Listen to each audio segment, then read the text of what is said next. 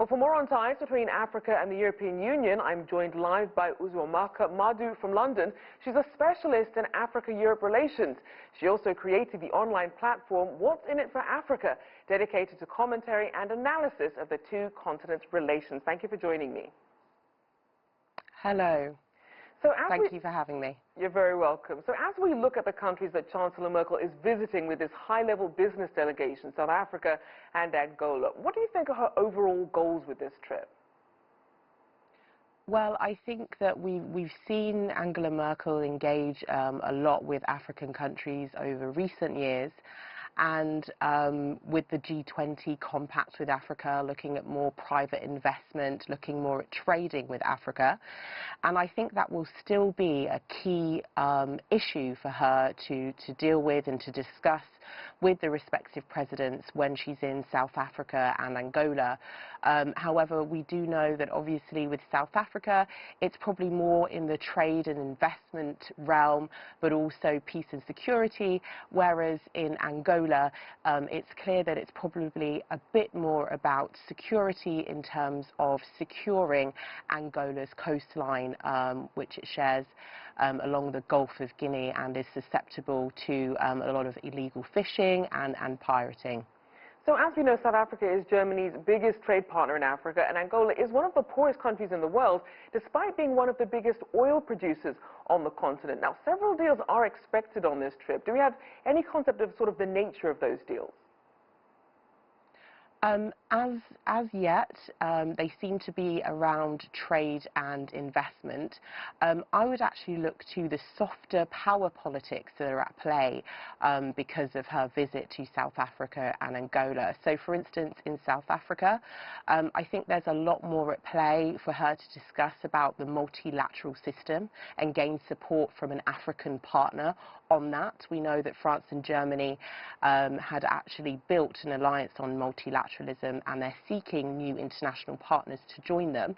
So that's a key issue. Another one, especially for her South Africa visit, is around peace and security.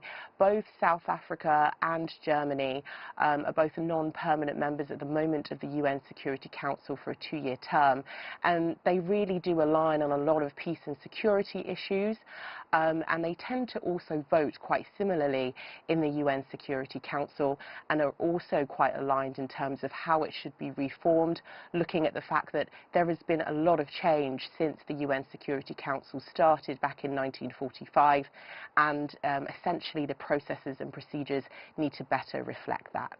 I also want to turn to immigration. We know that Chancellor Merkel will be stepping down in 2021. What does that mean for Germany's immigration plans regarding the continent?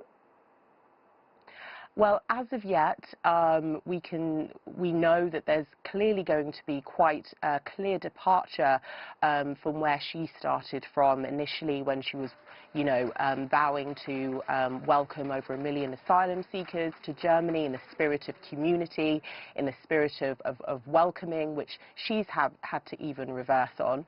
But we do know, with the rise of, right-wing political parties in Germany, that there would seem to be quite a big departure from what Angela Merkel has tried to steer for Europe and for Germany, which is, a kind of a welcoming approach to asylum seekers and refugees. So I think we can clearly see that there's going to be a big departure from that way of thinking.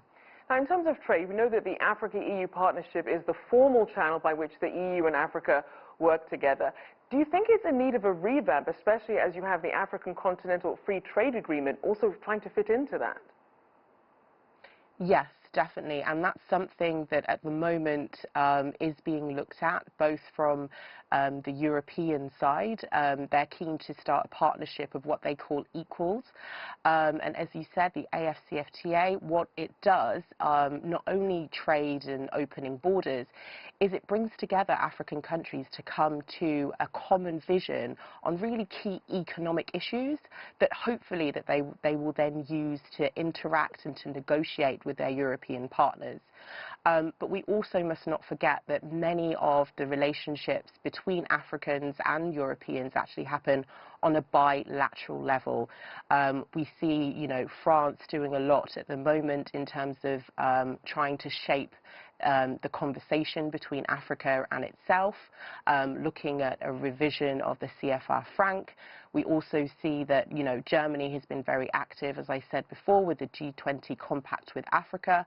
And so also post-Brexit, UK have just had their investment summit and vowed to make it easier for access for external players to come into the UK and visas for Africans as well. So we actually see that a lot is playing out more at the bilateral level, but indeed it is in need of a revamp, and that is what is on the table currently.